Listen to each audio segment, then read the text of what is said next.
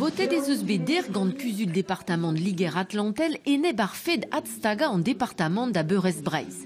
Ne kere souezus en disorze, mais pesazo dipitus evit difenerien Breiz pam département et au live en tabutu a zo bet etri en dileni diwar en affairze.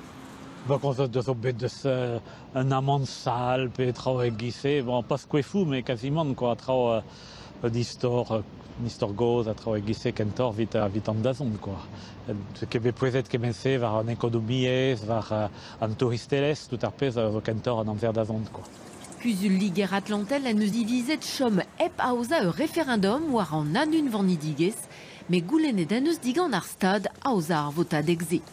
Dans le son, j'ai mon Argulérien département de Torme Kishenarbo, voir en affaires met Pezoma de haut de ce de référendum à Dinme ou Andra d'Ober. Ma vie, j'ai bédaozet à Voisiradek, gant Argul département, ni j'ai bet talvou degez les NL et bet, dans la RDO, ni j'ai gelet Kusul Randvro, Broyo à Liger, divers camps arvot, gant Ezawar.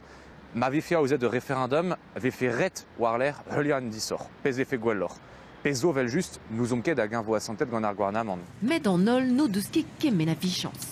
Kasset nun en teuliad en affaire d'ar gouarnamant et mossé goudarem mat niveau kegret tant mebet quoi. Dao estorm de aucun derel de storm vid mahal fait bien ar gouer référendum a vid poen ne ket gounezet mais dao aucun derel. Marement e vez goulenet digan ar galou de Paris chila war pez a houlen ar bob et Ligar Atlantel eus kler a pez a zonjandud, mais diez da route a gain evin klevet.